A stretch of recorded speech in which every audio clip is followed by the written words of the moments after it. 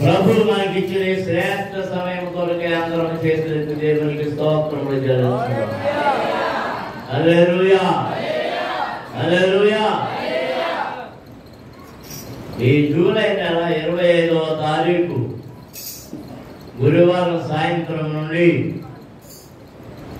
ఈ ఉపవాస కూడికలను ప్రారంభించుకొని ప్రభు సన్నిధిలో ఆయనతో సహవాసం చేయడానికి,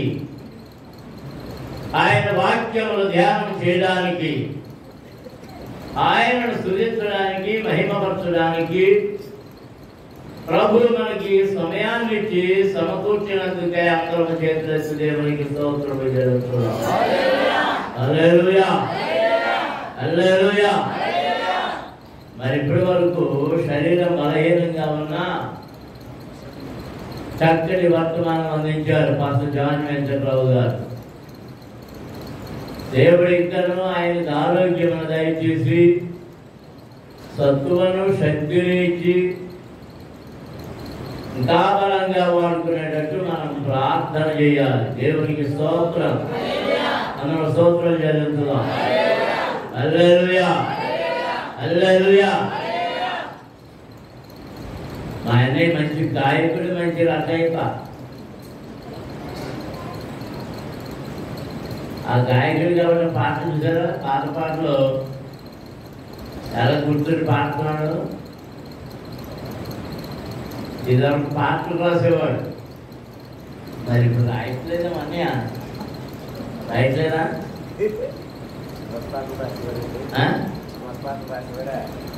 పాటలు రాసి మరి ఇక మనం ఎప్పుడో చెప్పాను కదా, సినిమా రాగానే అది మీద కట్టేసి రాసేవాడు, పాడేవాడు. మేము నేను కుర్రోళ్ళుగా ఉన్న టైంలో, కుర్రోళ్ళంటే బాగా కుర్రోని ఇంత పెళ్లి కాని టైంలో మరి అన్నీ పాటలు అవి రాసిన పాటలు అవి చూపించేవాడు, పాడేవాడు. మరి ఇలాగ నేను సేవలో సాగిపోవడానికి ప్రభు కృప ఇచ్చి ఇప్పటి వరకు కొనసాగింప చేస్తున్న దేవాది దేవునికి స్తుతులు చెల్లిస్తూ ఉన్నాం. దేవునికి స్తోత్రం. హల్లెలూయా, హల్లెలూయా, హల్లెలూయా. అలానే కొరకు అందరూ ప్రార్థన చేయండి. శరీర దౌర్బల్యంతో ఉన్నాడు ఆయన. పాస్టర్ గారు సరోజనమ్మ గారు కూడా శరీర దౌర్బల్యంతో ఉంది. ఆమెకే షుగర్ ఎక్కువ, బీపీ డౌన్ అయిందన్నాడు. మళ్ళీ బీపీ సమస్య వచ్చిందన్నాడు. ప్రార్థన చేయండి. అలాగే అన్నయ్య దేవుడు మనవరాన్ని ఇచ్చాడు కూతురికి. మరి కొడుకు కూడా రెడీయా లేదా? అలాగే పెద్ద కొడుకు మళ్ళీ వివాహం చేయాలి. ఆయన కొరకు కూడా ప్రార్థన చేయాలి. అన్న దేవునికి స్తోత్రం చేయాలి. హల్లెలూయా, హల్లెలూయా. దేవుని పిల్లలారా, దేవుని వాక్యములను జాగ్రత్తగా మనం వినిన దానిని గుర్తుపెట్టుకోవాలి. ఈ ఉపవాస కూటముల ప్రారంభంలో 50వ కీర్తనను ధ్యానం చేయాలని నేను ఆశపడుతున్నాను. దానికి ముందు ఒక మాట ముందు చదివి అప్పుడు 50వ కీర్తనలోనికి వెళ్దాం. 12వ కీర్తనలో 6వ వచనాన్ని చదువుదాం. 12వ కీర్తన 6వ వచనం. యెహోవా మాటలు పవిత్రమైనవి, అవి మట్టి మూసలో 7 మారులు కరిగి ఊదిన వెండి అంత పవిత్రములు. దేవునికి స్తోత్రం. హల్లెలూయా, హల్లెలూయా. అందరి మాటలు నా వెనక వలకండి. యెహోవా మాటలు పవిత్రమైనవి, అది మట్టి మోసలో 7 మారులు కరిగి ఊదిన వెండి అంత పవిత్రములు. దేవునికి స్తోత్రం. హల్లెలూయా, హల్లెలూయా, హల్లెలూయా. వెండి ఏ రంగులో ఉంటుంది? ఎరుపు, అవడం. దేవుని మాట దేనితో పోలుస్తూ ఉన్నాడంటే అవి ఎంత పవిత్రం ఉంటాయట. ఈ వెండిని మట్టి మోసలో మొదటిసారి వేశాడు, పవిత్రం చేశాడు. 2వ మారు వేశాడు. 2వ మారు వేయాలంటే మళ్ళీ గట్టిపడాలా లేదా? గట్టిపడాలి.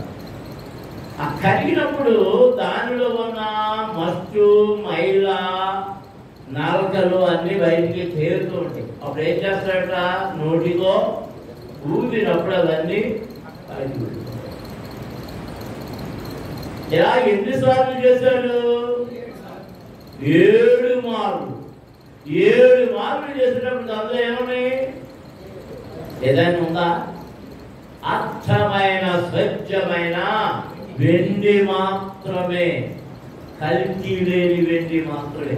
దేవుని మాట, దేవుని వాక్యము అంత పవిత్రమైనది, పవిత్రమైనది. దేవునికి స్తోత్రం. హల్లెలూయా, హల్లెలూయా, హల్లెలూయా. ఆ పవిత్రమైన మాటలు మనము జ్ఞాపకం ఉంచుకోవాలి. ఆ పవిత్రమైన మాటలు మనము చెవిని పెట్టాలి. ఎవడు ఆయన మాటలు చెవిని పెట్టి విని అంగీకరిస్తాడో వాడు దేవుని పిల్లవానిగా అంగీకరించబడుతున్నాడు. దేవునికి స్తోత్రం. హల్లెలూయా, హల్లెలూయా. వినుట అంటే దానిని పాటించడం, వినడం. వినేసి వదిలేసేవాడు విన్నట్టు కాదు. ఎవడైతే వాక్యమును విని దాన్ని పాటిస్తాడో వాడు మాత్రమే మాట విన్నట్టు. దేవునికి స్తోత్రం. హల్లెలూయా. మనం 50వ కీర్తనలోనికి వద్దాం. ఒక్కసారి ఆ సువార్తరాజు లేచి 50వ కీర్తన మొదటి నుండి చివరి వరకు ఒకసారి చదువుతాడు. మైకుందా?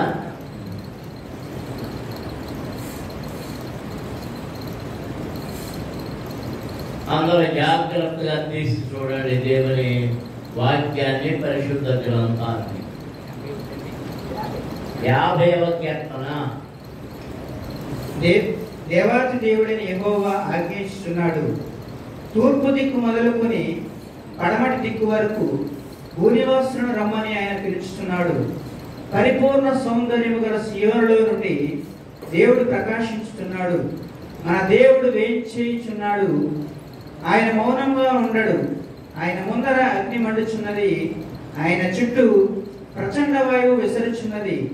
ఆయన తన ప్రజలకు న్యాయము తీర్చుటకై బలియర్పణ చేత నాతో నిబంధన చేసుకున్న నా భక్తులను నా యొద్దకు సమకూర్చుడని మీరి ఆకాశమును భూమిని పిలుచుతున్నాడు. దేవుడు తానే న్యాయకర్త అయి ఉన్నాడు. ఆకాశము ఆయన నీతిని తెలియచేయుచున్నది. నా జనులారా, నేను మాట్లాడబోచున్నాను, ఆలకించుడి. ఇశ్రాయేలు, ఆలకింపుము. నేను దేవుడను, నీ దేవుడను. నేను నీ మీద సాక్ష్యం పలికెదను. నీ బలుల విషయమై నేను నిన్ను గద్దించుటలేదు. నీ దహన బలులు నిత్యము నా ఎదుట కనబడుచున్నవి. నీ ఇంట నుండి కోడనైనను నీ మందలో నుండి పొట్టేళ్ళనైనను నేను తీసుకొనను. అడవి మృగములనియు 1000 కొండల మీది పశువులనియు నావే కదా. కొండలలోని పక్షులన్నింటినీ నేను ఎరుగుదును. పొలములోని పశువాదులు నా వశమై ఉన్నవి. లోకమును దాని పరిపూర్ణతయు నావే. నేను ఆకలి గొనెను నీతో చెప్పను. వృషభముల మాంసము నేను తిందునా? పొట్టేళ్ల రక్తము త్రాగుదునా? దేవునికి స్తుతియాగము చేయుము. మహోన్నతునికి నీ మొక్కుబడులు చెల్లించుము. ఆపత్కాలమున నీవు నన్ను గూర్చి మొరపెట్టుము. నేను నిన్ను విడిపించదను. నీవు నన్ను మహిమపరచదవు.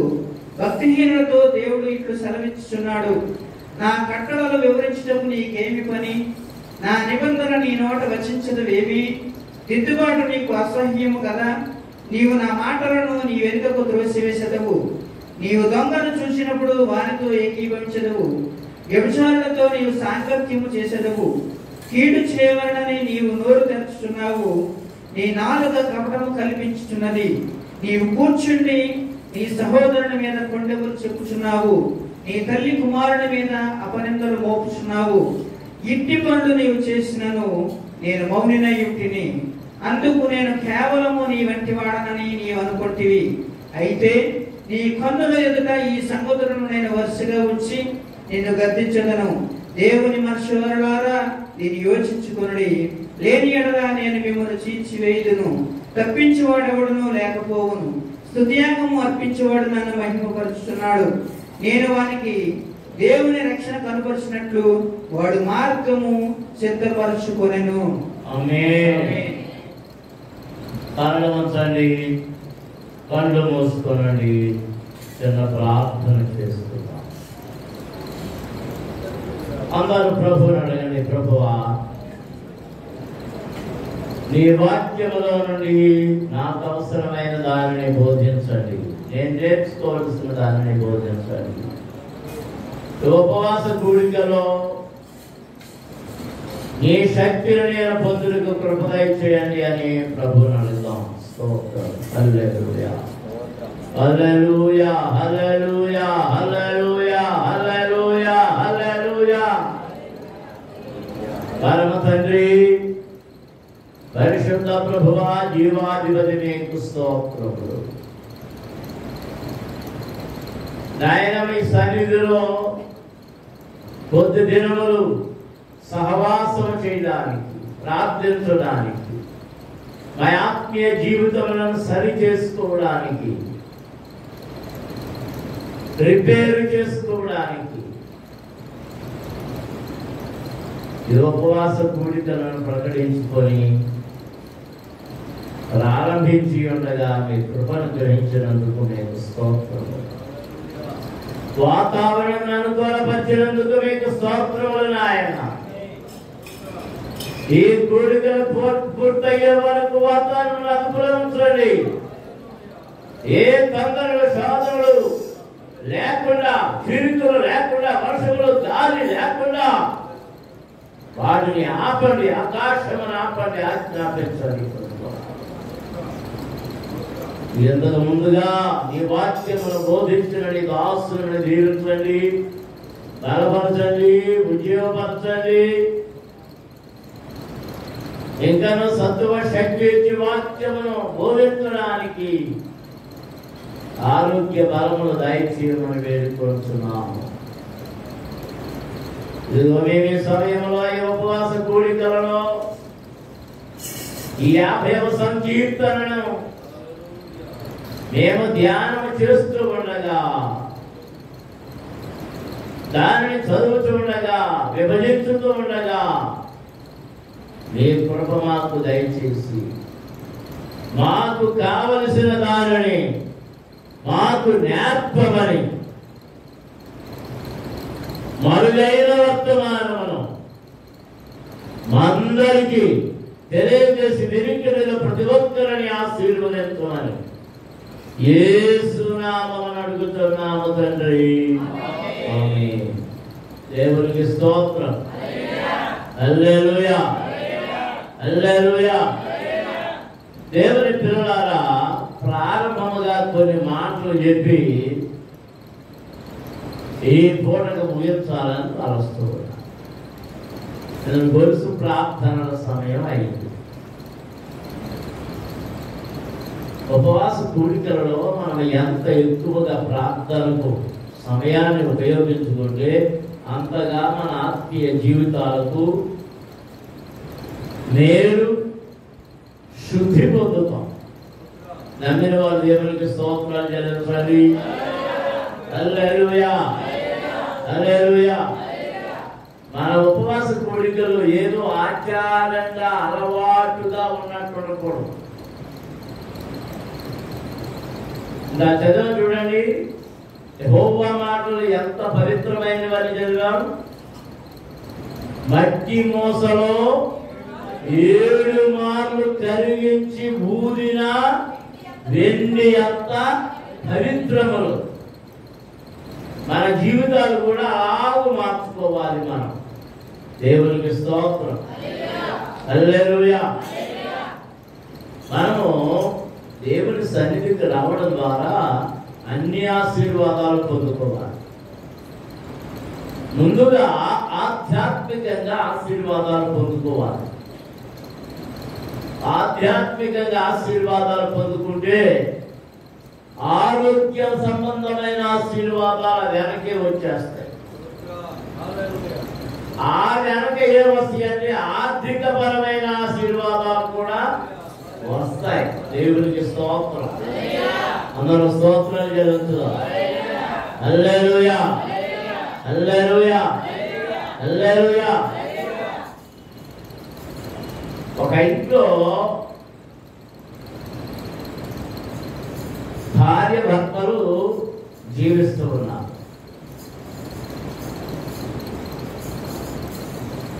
వాళ్ళ ఇంటి ముందు చెట్లు ఉన్నాయి.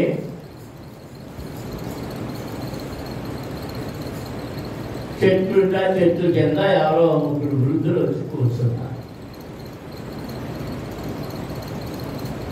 వాళ్ళు ఎప్పటి నుంచి వాళ్ళు కూర్చోవడం అవన్నీ చూశారు. వాళ్ళు ఎండ కాస్తుంది, పొద్దున్న నుంచి అలాగే కూర్చున్నారు.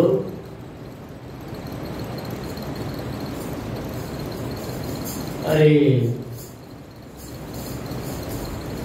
ఏం తినట్లేదు, కొంచెం వృద్ధాప్యంలో ఉన్నారు వాళ్ళు. వాళ్ళని ఏమైనా ఆదరిస్తే బాగుంటుందని కార్యకర్తలు ఇద్దరు వాళ్ళ దగ్గరికి వెళ్ళారు.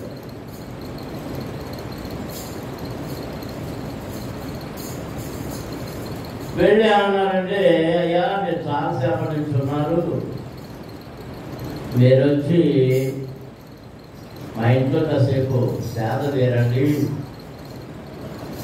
అని అంటే, మాలో ఎవరిని రమ్మంటారు అని అడిగారు. ముగ్గురు అంటారు. కాదు ఎవరో ఒకరినే వస్తారు.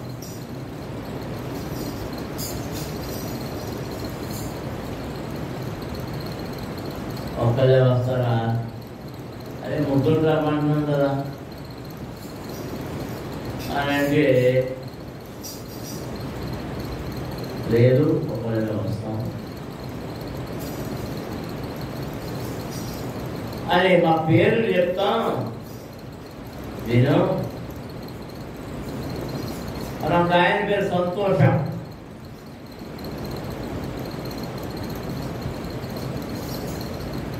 రెండో ఆయన పేరు ధనం, మూడో ఆయన పేరు ప్రేమ.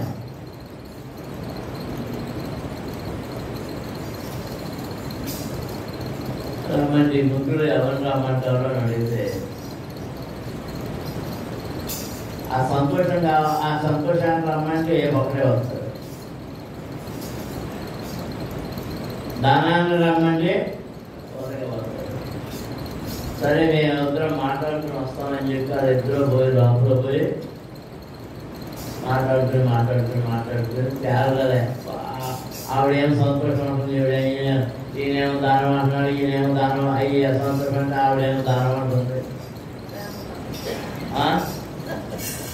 ఇద్దరికి తేలుతుంది. ఇద్దరు బయటకు వచ్చారు.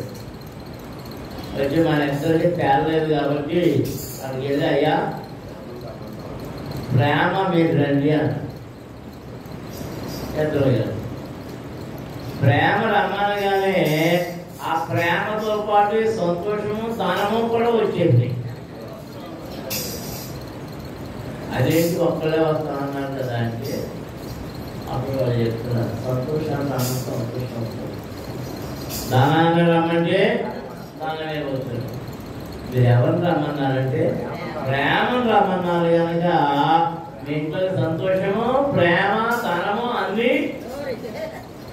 అదే ప్రేమ ఎక్కడ ఉంటుందో అక్కడ అన్నీ ఉంటాయి. దేవునికి స్తోత్రం. హల్లెలూయా. నీ కుటుంబంలో ప్రేమ ఉంటే నీ కుటుంబం అంతా సంతోషంగా ఉంటుంది. తినడానికి సరిగ్గా లేకపోయినా సంతోషంగా ఉంటుంది ప్రేమ ఉంటుంది కాబట్టి. స్నేహితులతో కూడా బంధువులతో కూడా వారికి నీకు మధ్య ప్రేమ ఉంటే ఆ దగ్గర లేకపోయినా నీ దగ్గర లేకపోయినా డబ్బులు లేకపోయినా ఏమి లేకపోయినా అన్ని ఆనందంగా ఉంటాయి. దేవునికి స్తోత్రం. అందరూ స్తోత్రం చెల్లించుదాం. హల్లెలూయా. దేవుని వాక్యము నీ ఇంటిలో ఉంటే, దేవుని వాక్యము నీ హృదయంలో ఉంటే, దేవుడు నివసిస్తున్నాడు, దేవుడు నివసించిన తర్వాత అంత సంతోషమే, అంత ఆనందమే, అంత సమాధానమే. హల్లెలూయా. హల్లెలూయా. హల్లెలూయా. దేవుడు నీతో ఉంటే నువ్వంటే పన్నోడు కూడా మొట్టమొట్లాడించుకుంటున్నవాడు కూడా దగ్గరికి వచ్చేటప్పటికి ఆ మొట్టమొట్లని ఏమైపోతాయి, ఆవిరైపోయి ముఖం మీదకి చిరునవ్వు వచ్చేస్తుంది. అది కావాలా?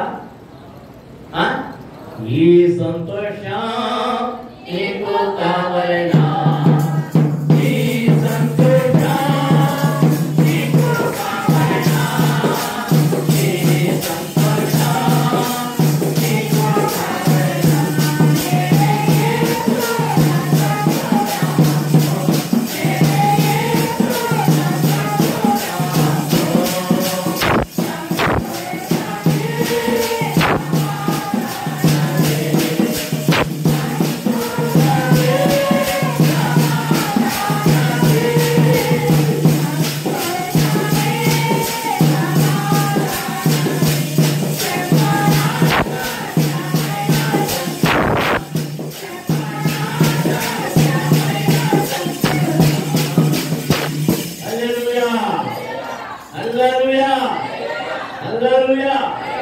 సరే, ఈ 50వ కీర్తనను మనం ప్రారంభించుకుంటే ఈ కీర్తన ఎవరి చేత వ్రాయబడింది? ఆ పైన ఉంది, ఆసాపు రాసిన కీర్తన.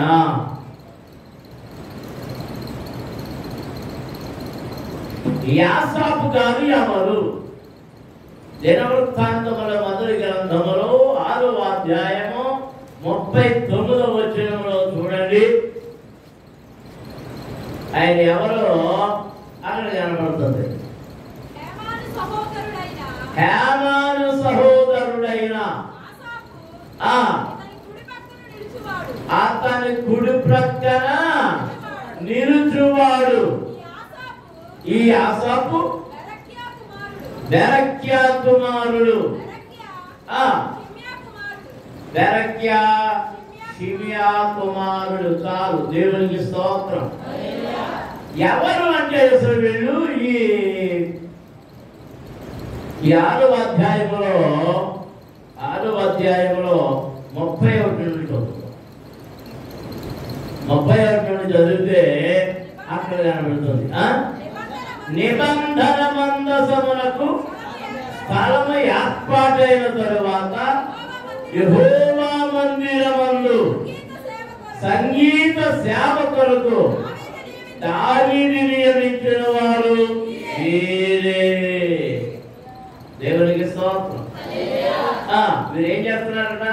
సొలొమోను యెరూషలేములో యెహోవా మందిరము కట్టించే వరకు వీరు సమాజపు గుడారము యొక్క ముంగిట సంగీత సేవను ఆచరించుచుండిరి.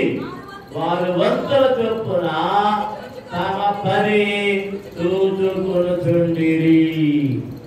దేవునికి స్తోత్రం. సంగీత సేవ, సంగీత పరిచర్య మందిరపు పరిచర్యలో ఒక భాగము.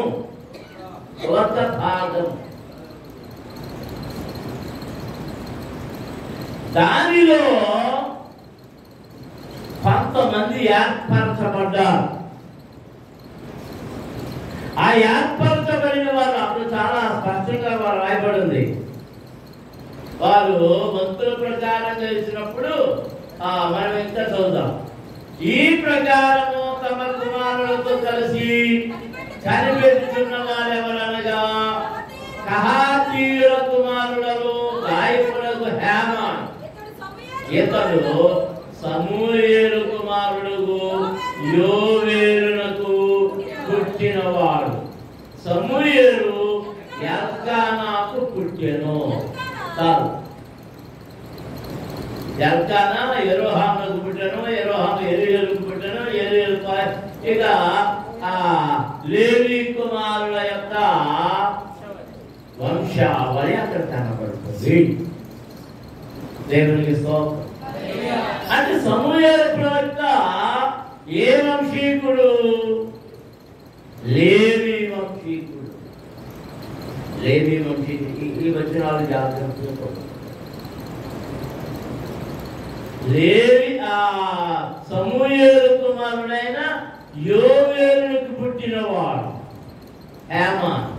ఈ హేమాను కుమారుడు వాళ్ళు మనం చూస్తుంటే కోరహు ఇస్సారునకు పుట్టెను. ఇస్సారు కహాతునకు పుట్టెను. కహాతుకు లేవి పుట్టెను. లేవి ఇశ్రాయేలునకు పుట్టెను. సహోదరుడైన ఆసాపు ఈతను కుడి ప్రక్కన నిలిపివాడు. ఈ ఆసాపు బెరక్యా కుమారుడు, బెరక్యా షిమ్యా కుమారుడు. వీళ్ళు చూస్తే గెర్షోను లేవి కుమారుడు. లేవి వంశస్థులలో సంగీత పరిచర్య చేయటకు, వాయిద్యములో వాయించటకు ఎక్కడి నుంచి ఎంపిక చేయబడ్డాడు? ఎవరికి ఇవ్వబడింది? దేవుని సముఖంలో పరిచర్య చేసే ఆధిక్యత దేవుడు ఎవరికి ఇచ్చాడు? లేవి కుటుంబానికి. నాయకత్వం కూడా లేవి కుటుంబానికి ఇచ్చాడు. లేవీయుడైన మోషే అహరోనులు ఐగుప్తు దేశం నుండి బయలుదేరినప్పుడు నాయకుడు మోషే, ఆయనకు సహాయకుడుగా అహరోను ఉన్నాడు. దేవునికి స్తోత్రం. హల్లెలూయా, హల్లెలూయా. మార్గములో నాకు ఒక పరిశుద్ధ స్థలమును నిర్ణయించుడి అన్నప్పుడే, నిర్ణయించబడినప్పుడు ఆ పరిచర్య కొరకు ఈ లేవీయులను ఇదిగో ఈయన సిద్ధం చేశాడు. దేవునికి స్తోత్రం. హల్లెలూయా, హల్లెలూయా. దీని గురించి రెండవ దినవృత్తాంతంలో 2వ గ్రంథంలో కూడా 29వ అధ్యాయము చూడండి. 29వ అధ్యాయం అక్కడ ఏమని వ్రాయబడి ఉందో 30వ వచనంలో, దావీదును దీర్ఘదర్శియగు ఆసాపును రచించిన శ్లోకములను ఎత్తి యెహోవాను స్తుతించుడని రాజైన హిజ్కియాయును అధిపతులను లేవీయులకు ఆజ్ఞాపింపగా వారు సంతోషముతో స్తోత్రములు పాడి తలవంచి ఆరాధించిరి. దేవునికి స్తోత్రం. ఇప్పుడు చెప్పండి, ఆసాపు ఎవరు? ఆసాపు ఎవరు? మీకు అర్థమైన వారు చెప్పండి. ఇప్పుడు ఎలాగ నేను మళ్ళీ చెప్తాను, అర్థమైన వారు చెప్పండి. మొదటిగా గాయకుడు, రచయిత, రచయిత గాయకుడు, రాస్తాడు, పాడతాడు. మూడవది ప్రవక్త, దీర్ఘదర్శి. పూర్వకాలం ప్రవక్త తర్వాత ముందు దీర్ఘదర్శి అని చూసేవాడు. దీర్ఘదర్శి అంటే రాబోయే వాటిని దర్శనములు చూసేవాడు దీర్ఘదర్శి. అంటే ఇప్పుడు కీర్తన రాసిన వాడు 3 క్వాలిటీస్ కలిగి ఉన్నాడు, 3 లక్షణములు. ప్రభువును స్తుతించే పాటలు, గీతములు, శ్లోకములు రాయుట. రెండవది తన నాలుకతో స్వరనెత్తి గొంతుకెత్తి పాడుట. మూడవది జరుగనై ఉన్న వాటిని దర్శనము ద్వారా తెలుసుకొని ప్రవచనముల ద్వారా తెలియచెప్పడం. దేవునికి స్తోత్రం. అందరూ స్తోత్రాలు జరుగుతున్నాం. హల్లెలూయా. ఇప్పుడు మళ్ళీ చెప్పండి, ఆయన మొదలు ఎవరు? రచయిత, రెండవది గాయకుడు, మూడవది దీర్ఘదర్శి అనే ప్రవక్త. దీర్ఘదర్శి లేదా ప్రవక్త. దేవునికి స్తోత్రం. అందరూ స్తోత్రాలు చేయించండి. హల్లెలూయా. అర్థమైందా? ఇంకేమన్నా అనుమానం ఉందా?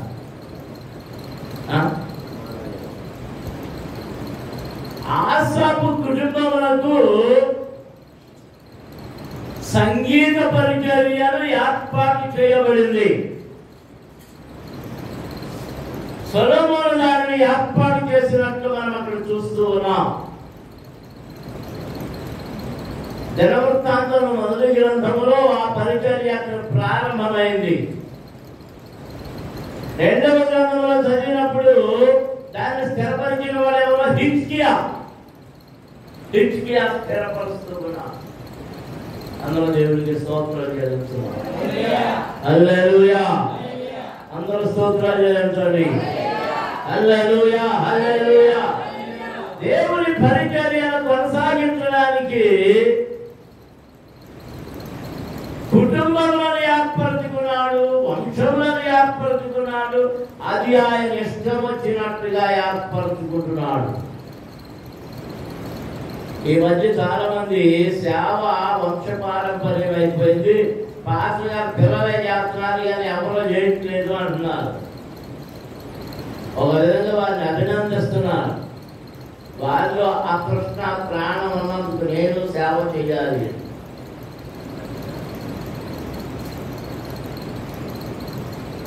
పాడడానికి వంశపారంపర్యం ఉన్నప్పుడు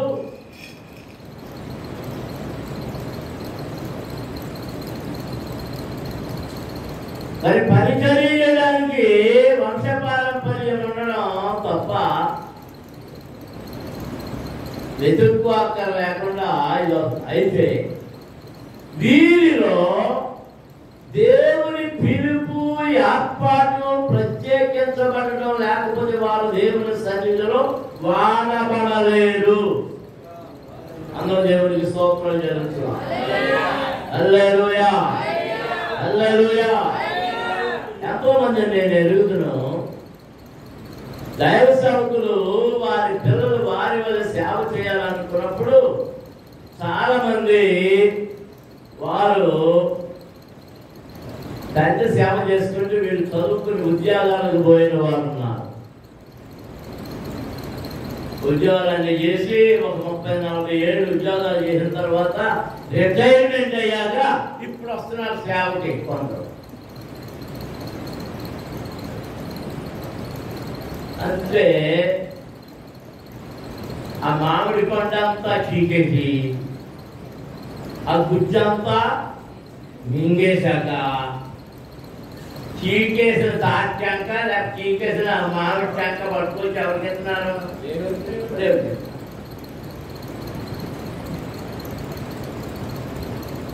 కాదు, బలం ఉండగానే ఆరోగ్యం ఉన్నప్పుడే శక్తి సత్వం ఉన్నప్పుడే మనం దేవుని సేవను చేయాలి. దేవునికి స్తోత్రం. లేవీయులకు ఇవ్వబడిన ఆజ్ఞ ప్రకారంగా 20 ఏళ్ల వయసులో వాళ్ళు పనిచేయడానికి రావాలి మందిర పరిచర్య. 50 ఏళ్ళ తర్వాత వాళ్ళకి రిటైర్మెంట్. ఎందుకు చెప్పండి? మీకు ఏమైనా అర్థమైందా? 30 ఏళ్ళే సర్వీస్. 30 ఏళ్ళే అంటే 20 ఏళ్ల వయసులో పరిగెత్తడానికి, బరువులు మోయడానికి వాళ్ళకి ఏముంటది? సత్తువ, శక్తి, బలము, ఆరోగ్యం. 50 అంటే సగం వెళ్ళిపోయింది. ఇక్కడి నుంచి ఏమొచ్చింది? ఇక ఆయాసాలే. దగ్గులు ఏమవుతాయో, ఆయాసాలు ఏమవుతాయో, ఏమవుతాయో, ఏమవుతాయో, ఎక్కువ పడతారు, కూర్చుంటారు. ఇయే 4 అడుగులు వేయలేము.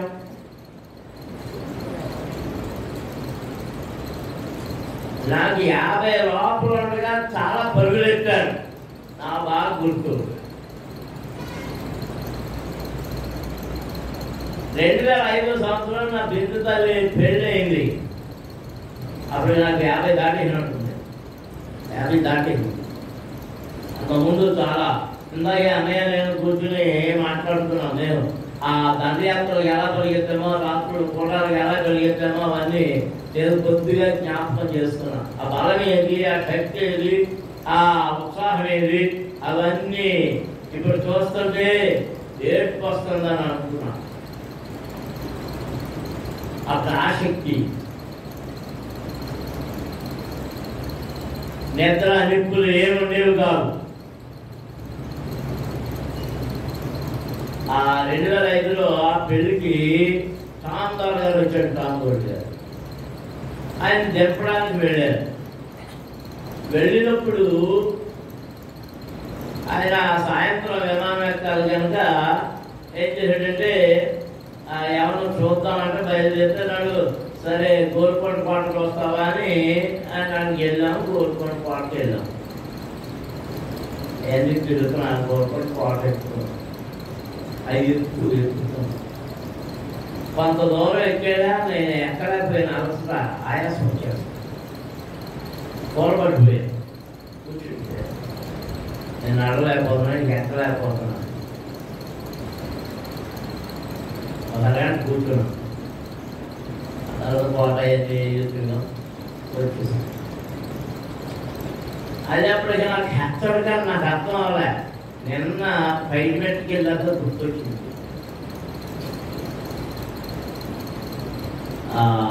ఆశీర్వాదం కొడుకు కొండెక్కాడు.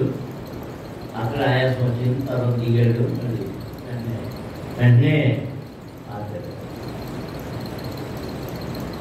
అంటే ఏ వయసు? నా వయసు ఏ వయసు? 50 దాటాక. నా కుర్రోడు కొంచెం వయసే. రిటైర్మెంట్కి అంటే వయసు 50 అర్ధ శతాబ్దం అయింది. 50 దాటిన తర్వాత ఈ మంత్రిపత్రులు ఎందుకంటే ఏం మొయ్యాలి? వారు మందసమును మొయ్యాలి, కట్టెలు కొట్టాలి, బరువులు మొయ్యాలి, చాలా పనులు ఉంటాయి. కనుక 50 సంవత్సరాల వయసులో మధ్యలో వారే ఉత్సాహంగా శక్తివంతంగా నైపుణ్యతతో బలంగా చేయగలరు. దేవునికి స్తోత్రం. ఇప్పుడు రిటైర్మెంట్ అంతా 67 దాటాక. ఈ 67 దాటాక వచ్చి ఇప్పుడు ఏమంటున్నారు? ఏంటి చుట్టుకు రంగు వేసుకుంటే కుర్రోళ్ళు అయిపోతారా?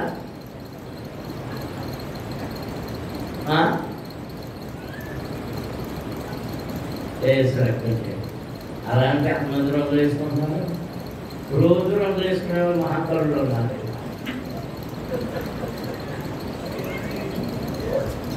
రోజు ఎక్కడికైనా పడిపోతే తెల్లింటే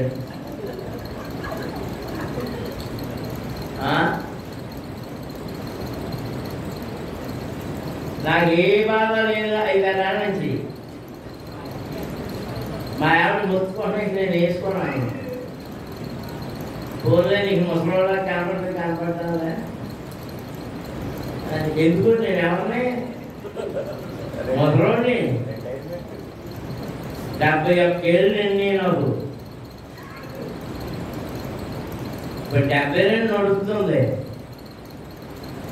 ఒక కన్ను కనపడతలేదు. ఉన్న కన్నే సమయం కనపడుతుంది. అని ముసలోడు ఏమైపోయింది? ఇస్సాకు ఏమైందట? మంద దృష్టి గలవాడైనందున యాకోబు ఏం చేశాడు? తడిమి చూశాడు.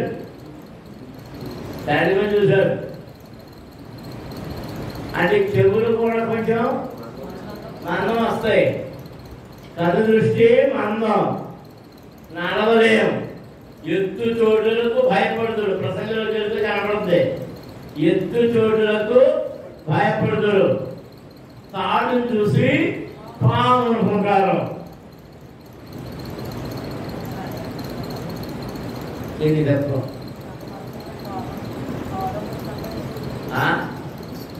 ఏదమ్మా?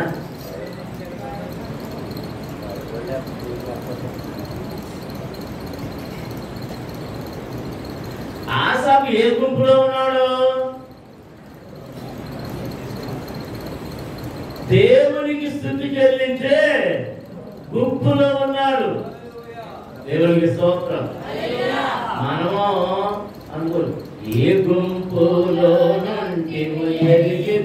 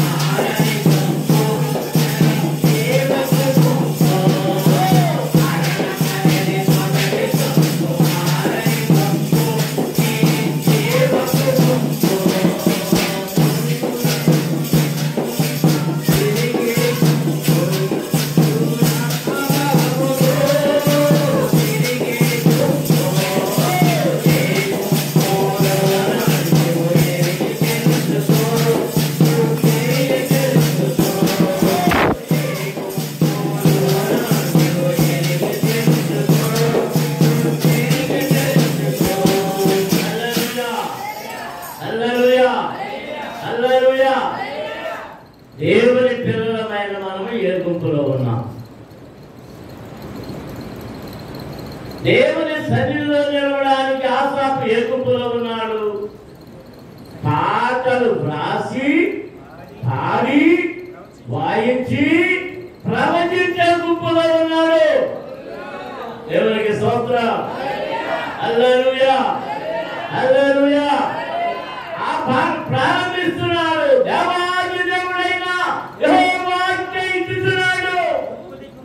తూర్పు దిక్కు మొదలుకొని పడమటి దిక్కు వరకు భూనివాసులను రమ్మని ఆయన పిలుచుచున్నాడు. దేవునికి స్తోత్రం.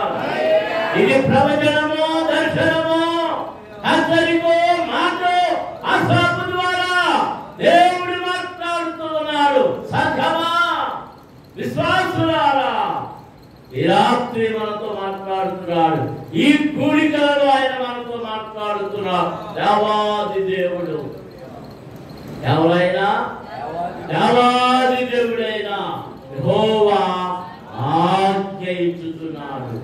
సంఘమా, మార్గపరిలో ఉన్న పెద్దకోసు దేవుని సంఘమా, నీకు దేవుడు ఆజ్ఞ ఇస్తూ ఉన్నాడు. తూర్పు దిక్కు మొదలుకొని పడమటి దిక్కు వరకు భూనివాసులను రమ్మని ఆయన పిలుచుచున్నాడు. సంఘములో కొన్ని వారముల నుండి నేను ప్రకటన చేస్తూ ఉన్నాను. ఏమని? ఉపవాస కూటములు రావాలి, సంఘమంతా రావాలి, సంఘమంతా రావాలి, యవ్వనులు రావాలి, వృద్ధులు రావాలి, పిల్లలు రావాలి, పెద్దలు రావాలి, స్త్రీలు రావాలి, పురుషులు రావాలి. ఎంతమంది వచ్చారు? ఎంతమంది వచ్చారు? ఎంతమంది ఆయన మాట వింటున్నారు? దేవుడు నీకు కనబడి ఎదరకుండా వచ్చి నేను దేవుడిని నేను చెప్తున్నాను రా అంటూ అలా వచ్చి చెప్తే దెయ్యం అనుకుంటాను. నీతో అది ప్రమాదం. కనుక దేవుడు నీతో మాట్లాడడానికి ఎవరిని ఉపయోగించుకుంటున్నాడు? తన సేవకులను. ఎవరిని? ఆయన సేవకుడను నేను, ఆయన పనివాడను నేను.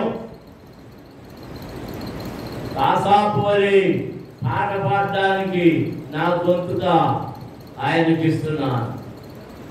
ఆసాపు వలె స్తుతించడానికి నా నాలుగుతో ఆయనను స్తుతిస్తూ ఉన్నాను.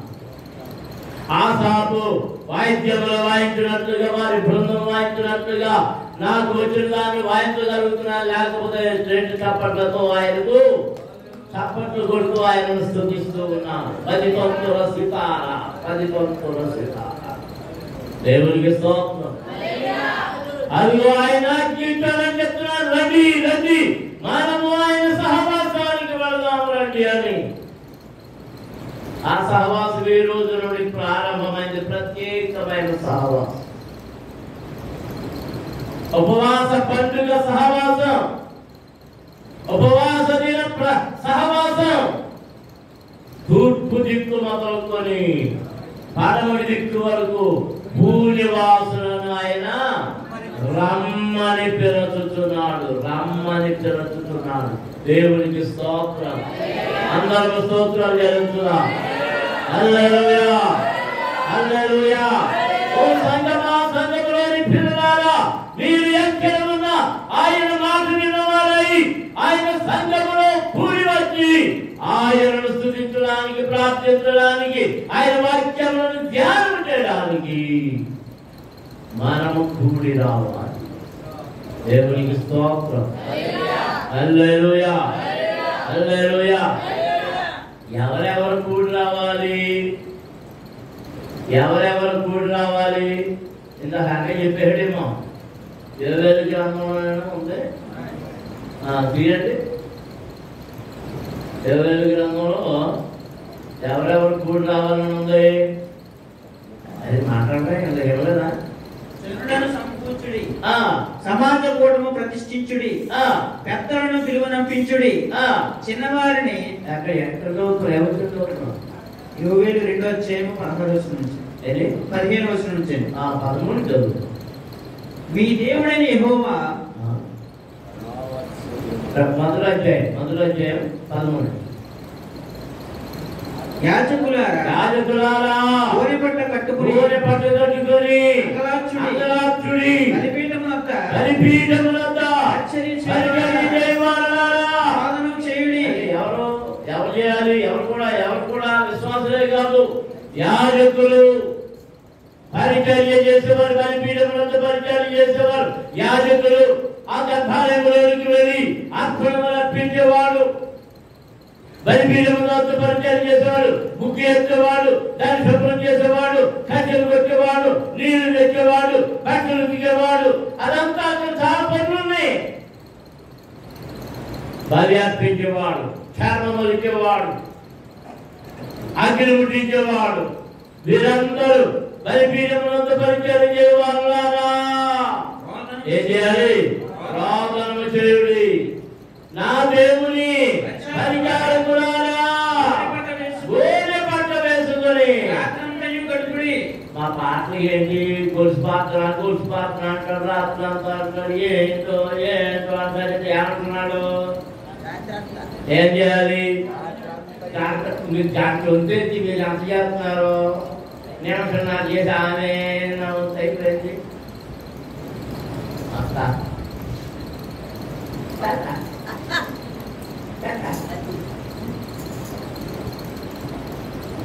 అమ్మా తల్లిలారా ఏం చేయమన్నది? గట్టి చదువుతున్నమాట. ఆ రెండు రోజులు మీరేం చేస్తున్నారు? చదవలేనా?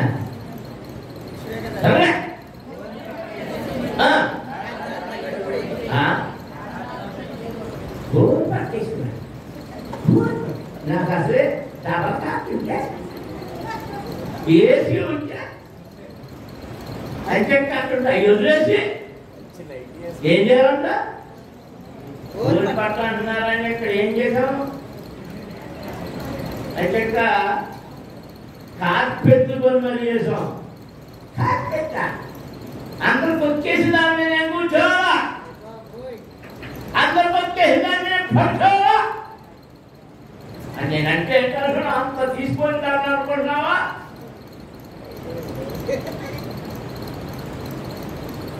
మా సోలప్పుడు లేదు అంటే అన్ని వాళ్ళు అక్క ఎక్కడ గుడ్డలు పడుతుంది. ఆత్రపోయి ఉండేవాళ్ళు అవి ఎక్కడే వస్తున్నాయి. ఒక ప్లేస్ ఉండేది. ఆవిడకి తోడెవరంటే కన్నమ్మ గారు పద్మంటే. ఆవిడ చాపేసుకుని తొక్కడేసుకున్న తర్వాత ఎవరన్నా పక్క నుంచి వెళ్ళారా అది ఘనమైపోయింది.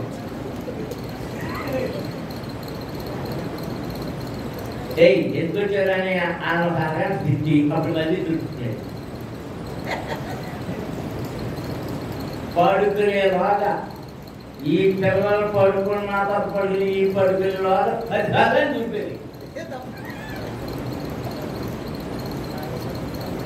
ఎందుకక్క ఎందుకు అలుతుంటే దుమ్మటి కొంచెం విచిత్రంగా మాట్లాడేది. ధూళి పడిపోయింది అంటే అంత శుభ్రం.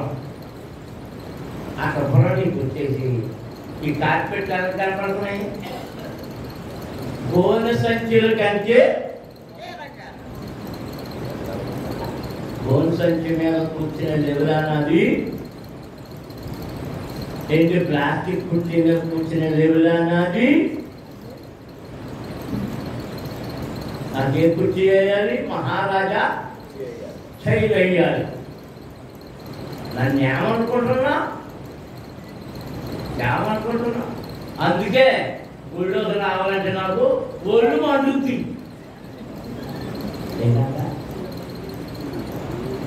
ఏంటంట? అదే అక్కడ బాగా చెప్పాడు.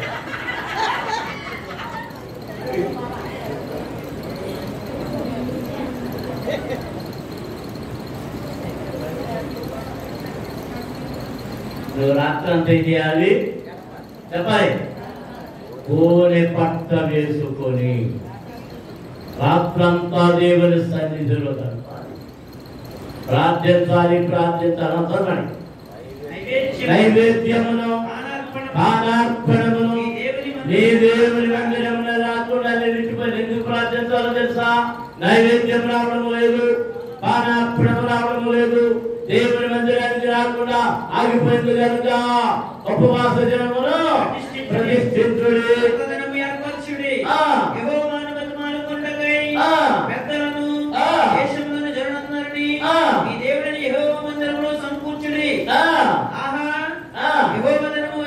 దేవునికి స్తోత్రం. హల్లెలూయా హల్లెలూయా హల్లెలూయా. రెండో అధ్యాయం 16 వచ్చిన చదవండి. ఇప్పుడు 15 చదవండి. సీయోనులో రాజావుదుడి ఉపవాస ప్రతిష్ఠించుడి, నియమించి సమకూర్చుడి, ప్రతిష్ఠించుడి. ఎవరినే పెద్దలు కూడా సంకర్త అంటే అసంగా చేస్తున్నారా, వ్యాపారం అనుకున్నారా? కష్టంగా ఇచ్చారా? రాలేదా? సంకల్పం మాడతామా? ఏం చేయాలంటున్నారు? పెద్దలను పిలువనంపించుడి, చిన్నవారిని సంజ్ఞపానము చేయబెడలను. అంటే గౌతమే కూర్చునేది అలా ఏం చేయాలంట? నారాయణ నీ మానవుడేది అలా ఆడవాళ్ళు బాగా రావాలి.